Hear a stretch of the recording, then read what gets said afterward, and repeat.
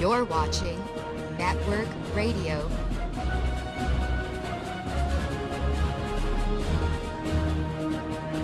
Live from the Media Broadcasting Center.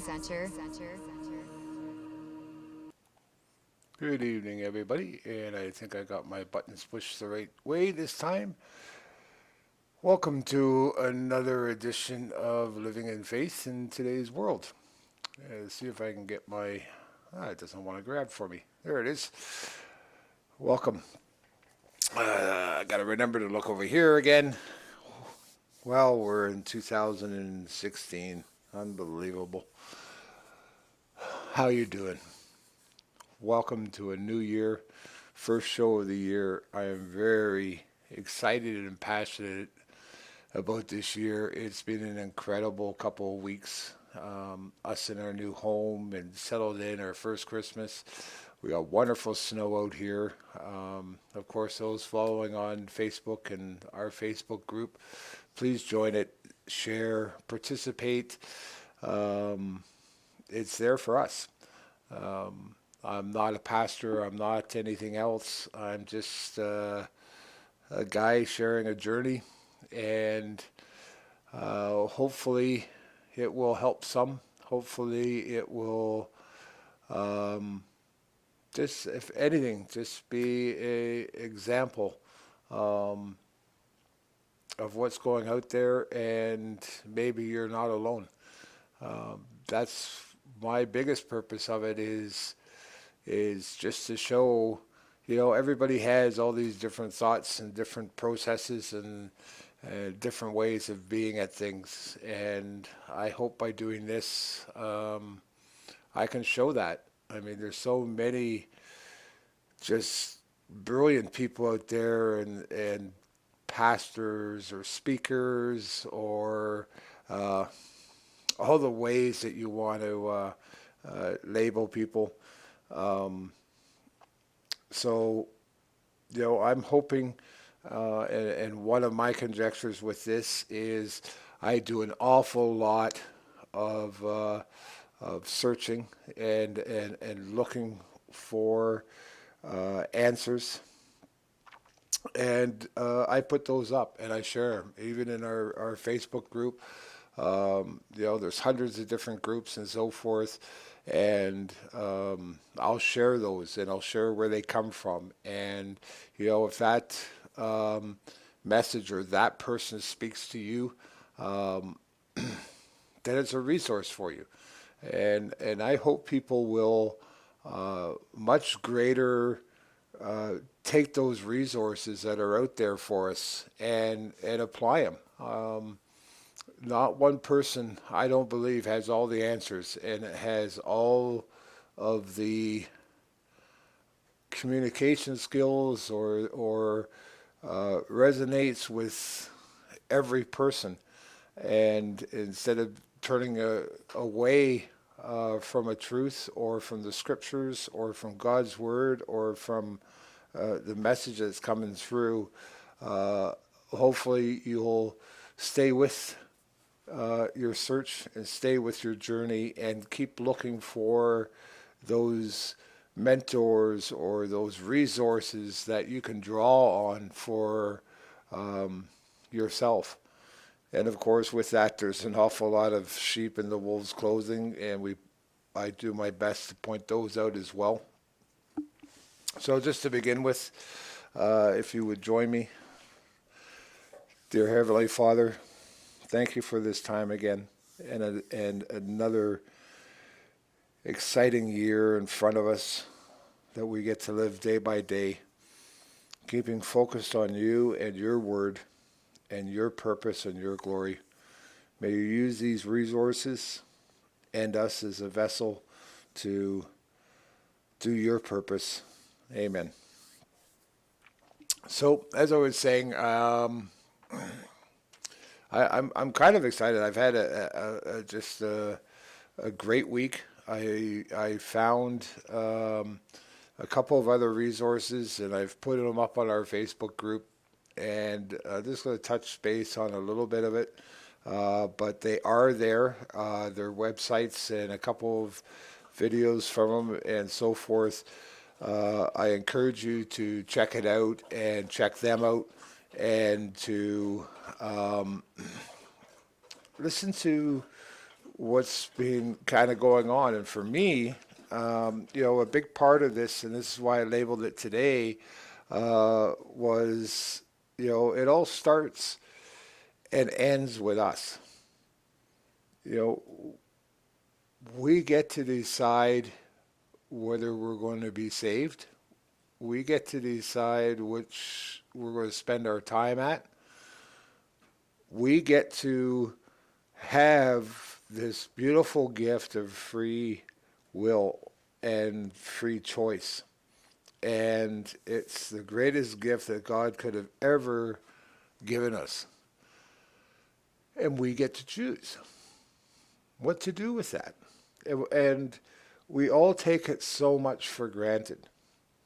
And I've had a lot of questions about how to tie things together and so forth, and kind of the movement that I've been going through, and I really have come across of why I've been so torn and jumping around so much. And this week I got a brilliant sermon by a pastor, and I shared the sermon on our Facebook group. It's only about an hour long, so I encourage you to check it out. But a lot of it had to do with our own thoughts and our own things that we take in. And he did a brilliant job on how he expressed it. And for me, I kind of keep things down to a little simpler, where the description is, what we take in our mind and through our eyes, and what we expose ourselves to enters into us. It enters into our heart. And you keep doing it long enough, that starts coming out in your expressions. That starts coming out of your mouth. And what comes out of your mouth goes back into your heart. So, a simple example is, if you're listening to a bunch of rhetoric or a bunch of anger, isn't it amazing how the next thing you know, after 3, 4, 5 days of exposing yourself to these things, you become shorter, you become short-tempered, you snap at people, you will spit out something, and you'll look back a few minutes later and go, what did I say that for? And this starts to enter back and becomes a pattern. And you sometimes you don't even realize it, where it's coming from. And these are our choices too.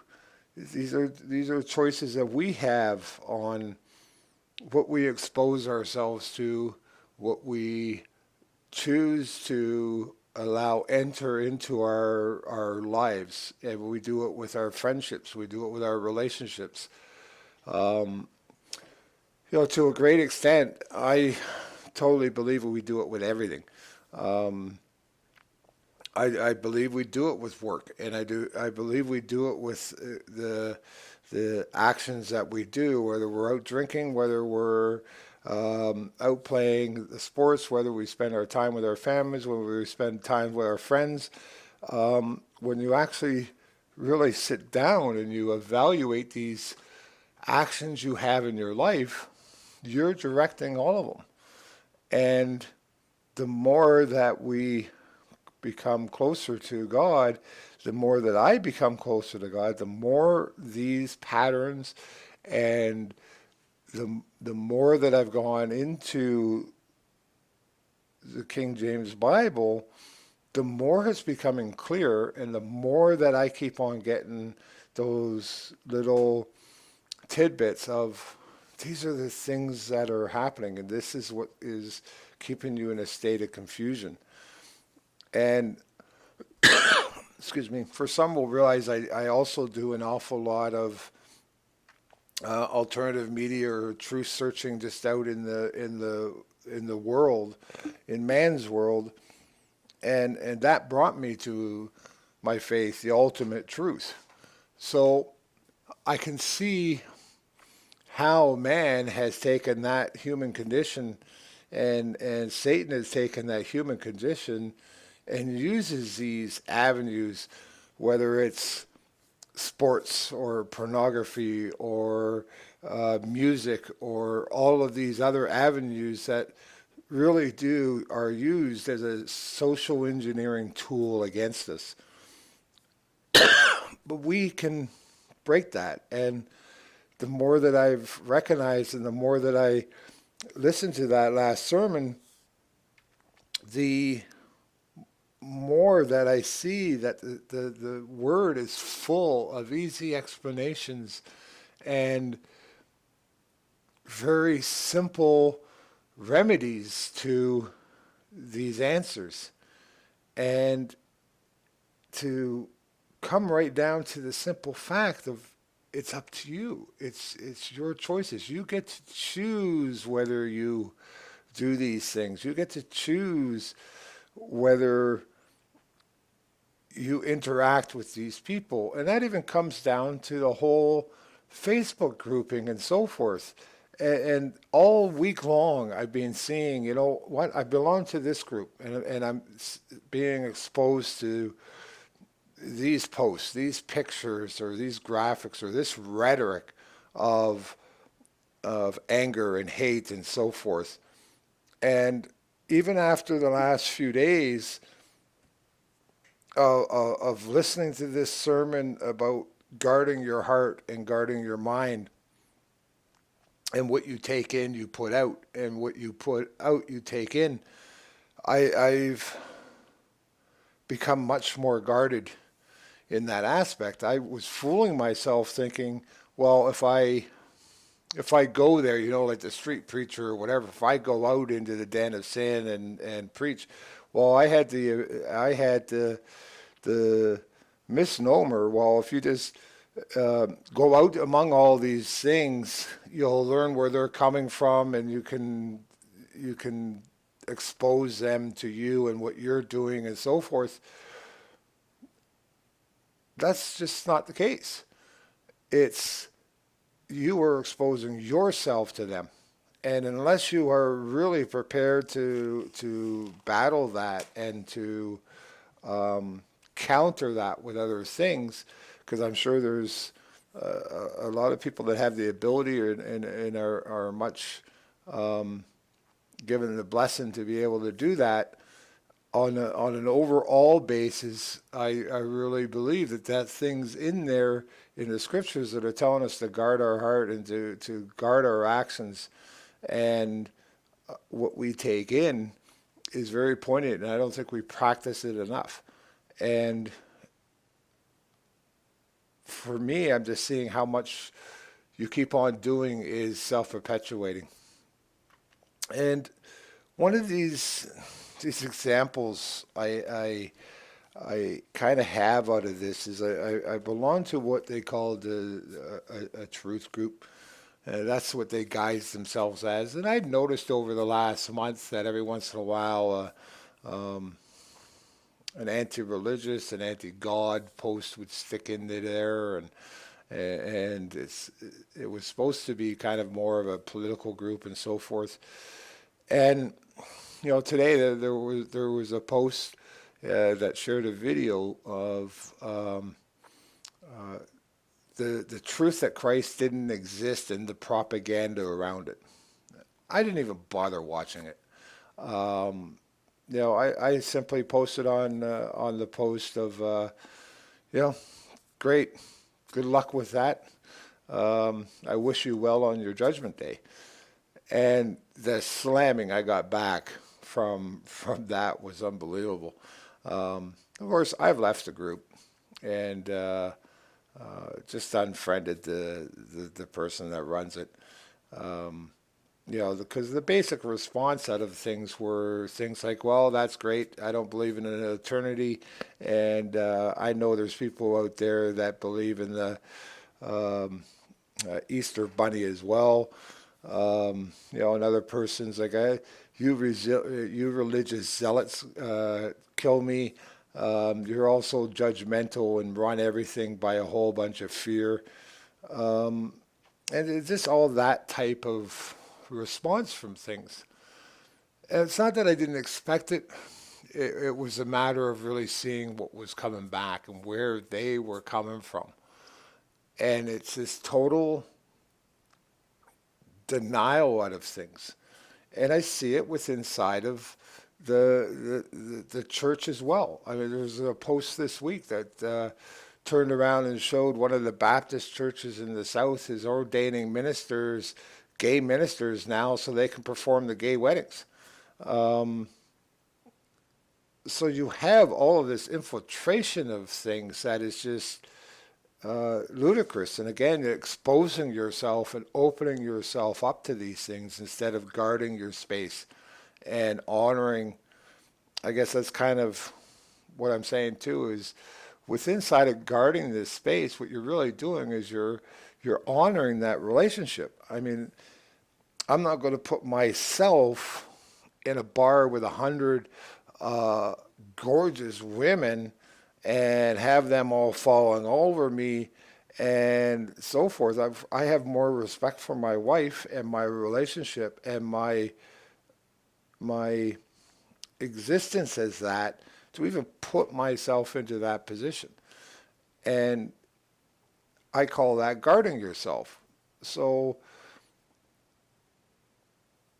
we need to do this all the way along, including that church. That church should be empty. Why would anybody go there? What does it have anything to do with anything? It's to do with God. Why are we so following and not protecting ourselves? Aren't you important? I think things are a lot simpler than what everybody is making it out there. Um, are some things much more complicated? Is some things deeper? No. Are things possible to be at deeper levels? Yes. But is everything simple and easy? Of course. Why would God have made anything so complicated or so hard to get that not every one of his children could understand? There may be at different levels of understanding, but all of us can simply understand the love of our Father and the love of Jesus Christ and our salvation. It doesn't have to be, I have to remember every word in the Bible. I have to remember 5 Bibles. I have to understand what every word means in 5 different languages. I don't believe that or see that in any understanding anywhere. If anything, I think it's much more important in these days and in these times of what our social upbringing out in man's world is being, is to keep it simpler and to keep it very direct. And then as you grow in your maturity and you grow from the milk to the meat, you can dive as much as you want, and that is there for us. I see it all the time, and I see the Lord sharing with me that when I'm ready for another step, He opens that door and He opens that person and He exposes me to that lesson. It keeps coming, and the more that I also guard that heart and guard that mind, the stronger everything in that circle becomes, the stronger I become, because I don't have all these other influences coming in. I start controlling what is in me. I start controlling what goes on and not those fleeting things that keep on intruding into you. That is the deceit. That is the tools that are used. The battle is for our hearts and minds. It's not our flesh. That's just a secondary thing. The battle is our hearts and mind. for our spirit. So I encourage people to, even when they're talking with others and when you're talking to yourself, give it a break. Keep it simple. It's just a little bit earlier on this afternoon. I was talking in this comment to one of the posts, and there was a backlash of again judgment and anger and so forth. And I said, well, wait a minute. We all take actions and expect a result. And I think 99% of those actions are self-serving in some manner. We expect some kind of result. I mean, we go to work and we expect to get paid. We put the foot on the gas and we expect the car to go. We direct our kids and we expect them to behave. Everything we do, I think somewhere in there's a result, an expectation of something to happen from it. And we complain when it doesn't. We complain, I pay my taxes, how come they're going up? Or I pay my taxes, how come this isn't happening? How come I don't get this? How come I don't get that? And I think if we evaluate that, we all expect it. I expect the freedom of choice. I expect this result. I expect to be able to do this. So I felt it really funny that, and I kind of called it out. Again, we got this beautiful thing of free will and free choice. And the whole ability to do whatever, but then you don't want the consequences. So when you're said, okay, you want the ability to go and do this, you want the ability to, no, there's no Jesus Christ, there's no Bible, this is all fairy tales, this is everything else. But somebody says, good luck with that on your judgment day. Well, all of a sudden that becomes judgmental, fear porn, ruling by fear and consequences. Yet we were given the best contract in the world. You got absolutely free choice, anonymity about everything, supremacy above the planet and the animals, and you got a rule book. Well, it's not. I wouldn't even say it's a rule book. I would say it's an instruction book that explains. Here's your manual. Here's, you take these actions and this will happen. You take these actions and this is the result. This is what you can expect. This, you get into your car, you got a manual. You get into life, you got a manual. So, you got everything. You got everything you need. God provided absolutely everything that you'll ever need. So, you get to go with your free will and have all the actions you want. And every action has a consequence. It has its outcome. You have an expectation for something that you do. You have an expectation of some kind of an outcome, some kind of a result, some kind of meaning. I'm sorry, you don't get to pick and choose. Where has it said anywhere that no matter whatever you do, your consequences are always going to be good? There's no such thing as a bad consequence for anything. When has you ever led your life that way? Anybody can come to you and do anything they want, and you will have nothing but a positive outcome for them.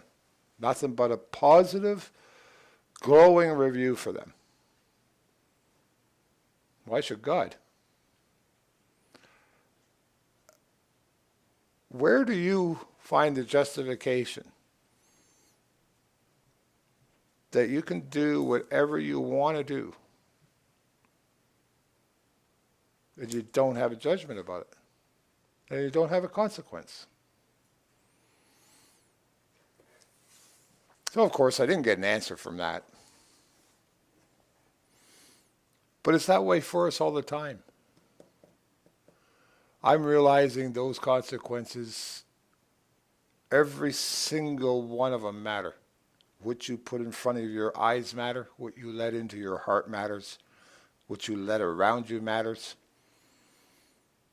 What you speak out matters.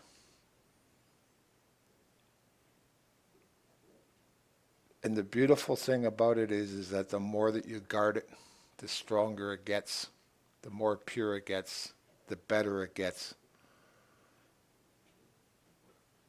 And then you turn around and you add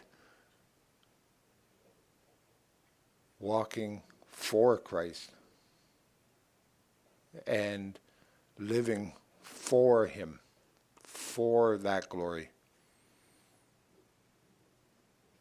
It just keeps on getting better and better all the time. So I encourage you to check our Facebook out. Please join and please share. Share this around if you wish. And guard your heart. Keep searching. Keep looking and keep asking. Just because you haven't found the answers yet doesn't mean you won't. I will continue. I look forward to a great year with you. God bless.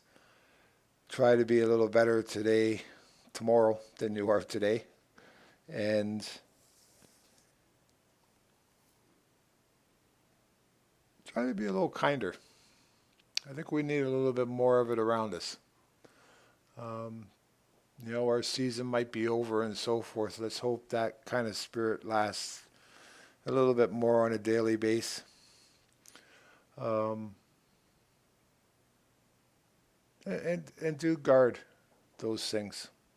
Clean up your Facebook. Don't worry about this rhetoric that's going on around and these commonly placed things. Clean it up. You don't like what's happening around you. You don't like seeing a post. Look at it. If you're not commenting and you're not sharing people's things and so forth, then what are you doing with it? Like, what are you doing there? So discern it, and don't be afraid to act with it. Have a wonderful week. I'll see you on our Facebook, and as always, I'm easy to contact through there. If you had questions, you want to have a discussion, you have comments, you have so forth, you want to come on and have a discussion with me, this is what I'm here for. So I would love to hear your point of view and have those discussions and be able to share and interact with yourself and your position. So God bless. Have a great week, and we will see you next weekend.